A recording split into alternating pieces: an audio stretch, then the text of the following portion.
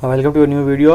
इस वीडियो के अंदर हम लोग मर्ज सॉर्ट को बेसिकली पढ़ेंगे। तो उससे पहले हमें डिवाइड एंड कंपेयर के पार्ट को समझना ज़रूरी है कि इसमें इसके एल्गोरिथम में होता क्या है। डिवाइड और कंपेयर का एल्गोरिथम ये कहता है कि आपके पास एक अरे है। सपोज आपके पास एक अरे है, यहाँ पे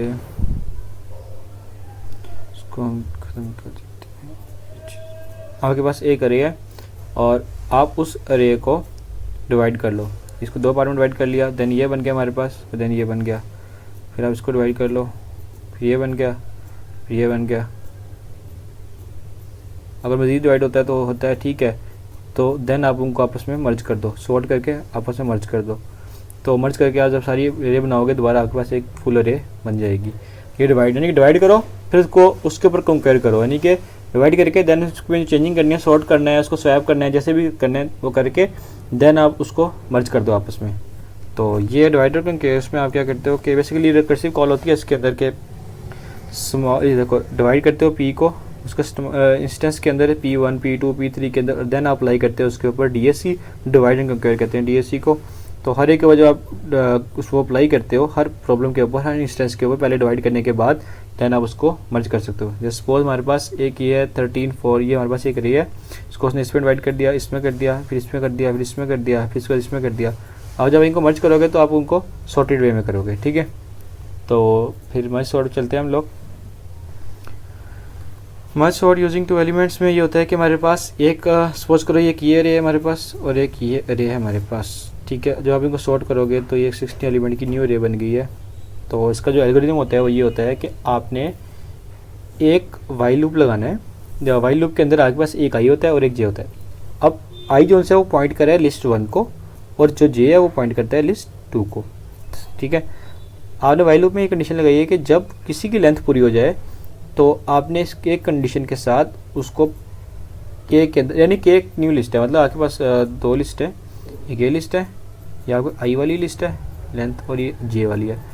अब इसकी लेंथ अगर बड़ी है, इसकी छोटी है लेंथ अगर, तो क्या करेंगे कि लूप जो सा वाइल का चल रहा है ना, क्योंकि हमने बीच में एंड लगाया हुआ है, तो जिसकी छोटी होगी, जिसकी छोटी लेंथ होगी, साइज़ होगा, जिसका छोटा साइज़ होगा, तो उसके जितना चलेगा और एक न्यू रे बनाएंगे जिसमें मर्ज सॉर्ट की, क्योंकि ये वाला पार्ट बाद में चलाएंगे हम लोग, यानी कि इसको स्किप कर देंगे, इसको बाद में चलाएंगे। तो उसके अंदर हम मर्ज कर देंगे इसको भी और इसको भी। देन हमारे पास अगर 5 का ये है, 5 का ये है, देन 5 10 की हमारे पास टोटल अरे बन जाएगी, ठीक है। तो देखो अगर तो लिस्ट 1 के लेंथ तक जाएगा आई, तो लिस्ट 1 का जो आई है अगर लेस है लिस्ट 2 के जे से, तो आप क्या करोगे लिस्ट 3 के अंदर, जो लिस्ट 3 अभी बनाई थी उसके के अंदर आपने आई पुट करवा देना है, ठीक है, और आई को कर देना है प्लस प्लस। और अगर ऐसा नहीं होता तो क्योंकि हमने सॉर्ट कर रहे हैं, मर्जी में हम करते हैं सॉर्ट है, तो आप उसको जे वाले साइड को प्लस करा दो के अंदर, तो साथ में के को प्लस प्लस कर दो, तो ये लूप चलता जाएगा और एंड हो जाएगा। उसके बाद अगर तो वाइल का जो आई है, आई अगर नहीं छिड़ा, अगर मतलब आई पे सारा काम हुआ होगा ना, अगर आई पे सारा काम हुआ होगा तो आई की वैल्यू चेंज हो जाएगी और आई की वैल्यू लेंथ तक पहुंच जाएगी। लेकिन अगर आई की वैल्यू लेंथ तक नहीं पहुंची, लिस्ट 2 की वैल्यू लेंथ तक पहुंची है, तो आप क्या करो, आई की वैल्यू चेक करो कि अगर लेंथ तक नहीं पहुंची तो फिर ये काम करो। अगर ये काम फॉल्स हो गया तो ये लूप नहीं चलेगा। अगर तो आई की वैल्यू पीछे काउंट हो गई, यहाँ पे ये वाला पार्ट चल गया यहाँ पे, देन ये वाला पार्ट नहीं चलेगा। लेकिन अगर ये पार्ट यहाँ नहीं चला, क्योंकि ये कंडीशन हमेशा अगर फॉल्स रही और ये वाला जे वाला पार्ट चल गया, देन आपके पास, क्योंकि आई तो प्लस प्लस हुआ ही नहीं, तो आई की वैल्यू हमेशा लेंथ से कम रहेगी तब तक। फिर आप ये पार्ट लगाकर, क्योंकि आपने बाकी जो पीछे रह गया रिमेनिंग पार्ट लिस्ट का, दूसरी लिस्ट का, आपने वो भी तो मर्ज करना है ना तीसरी लिस्ट के अंदर, तो आप ये वाला पार्ट चला के उसको मर्ज कर लोगे। तो और अगर इस केस में वो चल गया और जे वाला पार्ट नहीं चला, तो आप जे वाला पार्ट के लिए भी एक लूप एक्स्ट्रा लगाओगे ताकि आप उसको मर्ज कर दो, ठीक है। तो इसकी जो सीरो कोड टाइप्स है वो ये है कि आप अगर रिकर्जन के उसमें देखें, इंस्टेंस में देखें, और डिवाइड एंड कंपेयर में आप क्या करते हो कि मिड को डिवाइड करते हो। देखो इसको हमने डिवाइड किया, देन आप मर्ज सॉर्ट के अंदर अपना रे भेजते हो, लो भेजते हो, मिड भेजते हो, और देन मर्ज सॉर्ट में अपना रे, मिड और हाई भेजते हो। यानी कि 2 रिकर्जन फंक्शन कॉल होते हैं, मर्ज सॉर्ट के 2 function at A time call हो रहे होते हैं, ठीक है। तो ये चीज़ ऐसे ही है। इसकी कम्प्लेक्सिटी पे चलते हैं।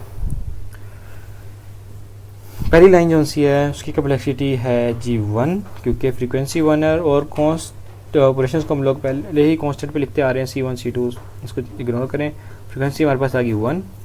Then the next one is, अभी देखो अगर तो जिसका साइज़ बड़ा होगा, सपोज कि हमारे पास जो N1 लिस्ट का साइज़ है वो है N1 लिस्ट 1 का साइज़, और जो लिस्ट 2 है वो है N2, तो उसने चलना है लिस्ट 2 के हिसाब से, क्योंकि लिस्ट 2 वाला साइज़ वो चलेगा J is less than equal to, ठीक है, क्योंकि बड़ा साइज उसका है ना, तो लूप उसके मुताबिक चलेगा, और क्योंकि चलेगा भी एक दफ़ा ज़्यादा, तो यहाँ +1 इसलिए आया हुआ है, N2 +1 इसलिए आया है +1, क्योंकि उसने एक दफ़ा फॉल्स भी होना है, ठीक है।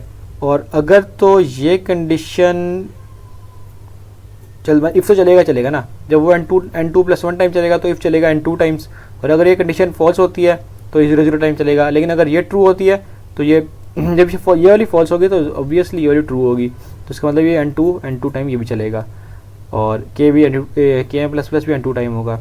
और क्योंकि ये वाली कंडीशन हमने पहले फॉल्स करी थी, इसका मतलब आई के अंदर कोई चेंजिंग नहीं आई, तो ये वाला पार्ट जो है, ये वाला जो पार्ट है ये चलेगा, ठीक है। देखो उसने ये वाला पार्ट चलाया है, उसने कहा कि आई जो है वो कम था, उन्होंने कहा ठीक है, और देन फिर N1 के लेंथ तक आई चला, और एक बार फॉल्स भी होगा इसलिए 1 + 1 चला, तो इनर लूप है वो -1 एक दफ़ा कम चलेगा, N1 टाइम चला।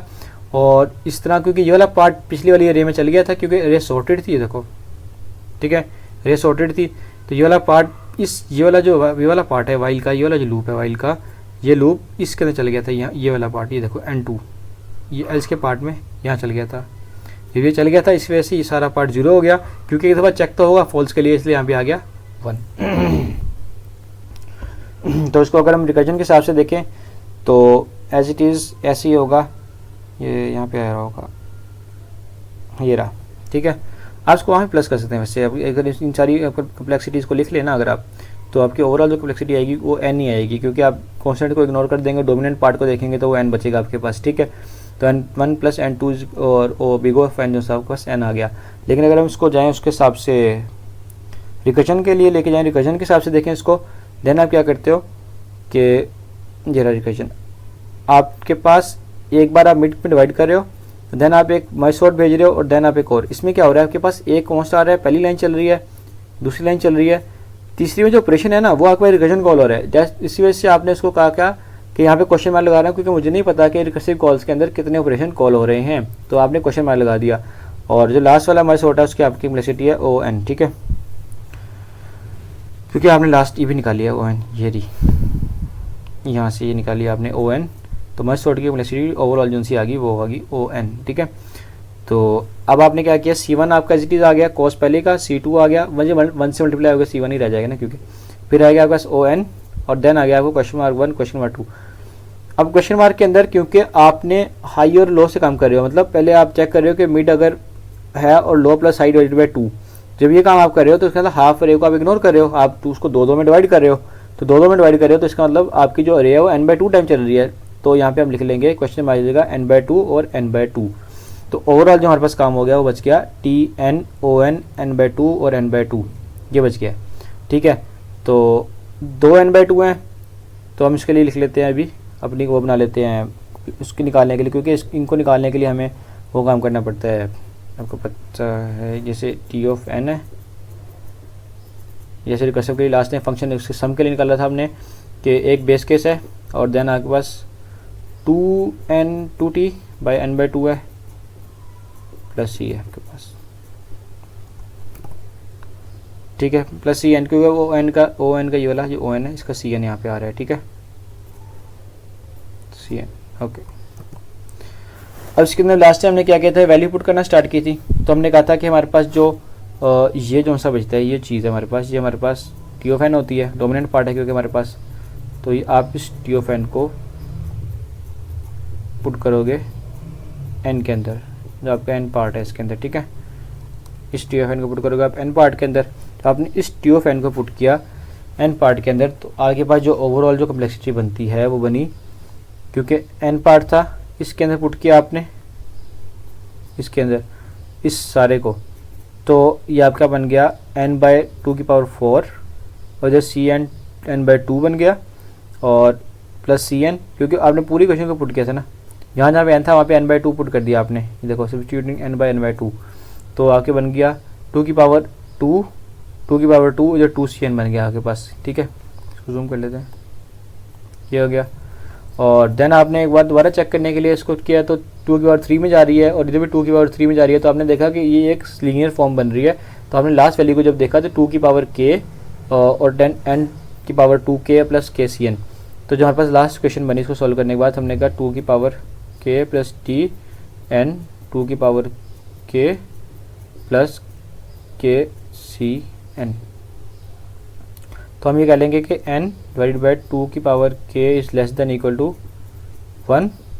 ठीक है, तो जब इसको हम n वहाँ ले जाएंगे इक्वल टू 2 की पावर k रह जाएगा। यहाँ पे दोनों तरफ log लेंगे हम लोग, इधर भी log ले लो और इधर भी log ले लो, और तो हमारे पास जो वैल्यू बनेगी वो बनेगी ऐसे कि इसके तरफ हमने log लिया n 2 की पावर 2 n की पावर 2k, तो k इज इक्वल टू आ गया log n, क्योंकि log बेस 2 से कट जाता है, तो यहाँ पे हमारे पास रह जाएगा सिर्फ k एंड देन इधर रह जाएगा log n।